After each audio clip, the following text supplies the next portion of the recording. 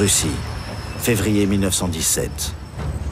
Le tsar, l'empereur Nicolas II, est toujours le chef des armées. Le tsar vit une autre tragédie, le bilan de la guerre. 1 500 000 soldats russes sont morts.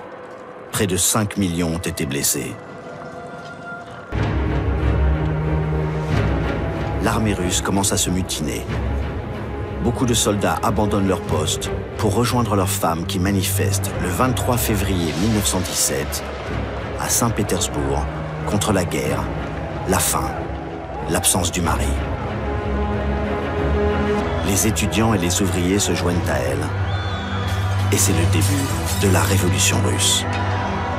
Le 15 mars 1917, Nicolas II abdique.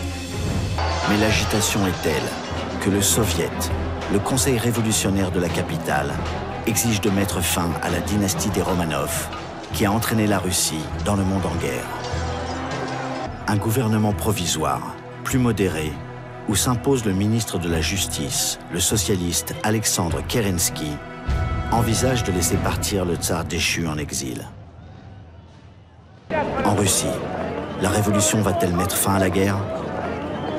Non, parce que Kerensky, le chef du gouvernement provisoire, a besoin de l'aide de ses alliés anglais et français. Kerensky projette une offensive. Il compte sur une victoire pour fédérer le peuple russe autour de son régime démocratique et républicain.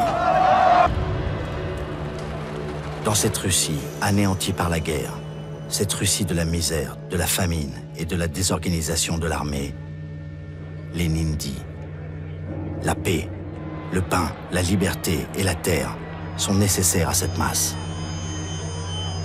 Lénine accuse le gouvernement provisoire de Kerensky de continuer la boucherie impérialiste. Le 7 novembre 1917, dans le calendrier russe, le 25 octobre, Lénine réussit ce qui sera appelé la Révolution d'octobre, un coup d'État, une brutale et rapide arrestation des membres du gouvernement provisoire et l'établissement d'une dictature implacable et sanglante. Parmi ces victimes, toute la famille impériale. 15 décembre 1917, les soldats allemands et russes sortent de leurs tranchées, franchissent les barbelés et fraternisent. Le nouveau régime communiste de Moscou vient de signer un armistice et entame des négociations pour mettre fin à la guerre.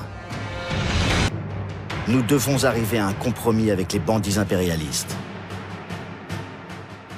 À Brest-Litovsk, une gare à 100 km de Varsovie, s'ouvrent les pourparlers de paix le 22 décembre 1917. Gagner du temps. Les communistes espèrent que la révolution va se répandre dans le monde. Le traité de paix est signé le 3 mars 1918.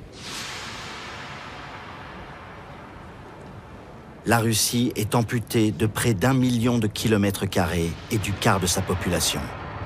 Des pays baltes à la Pologne, qui va renaître, et l'Ukraine, qui entre aussitôt en guerre contre les bolcheviks.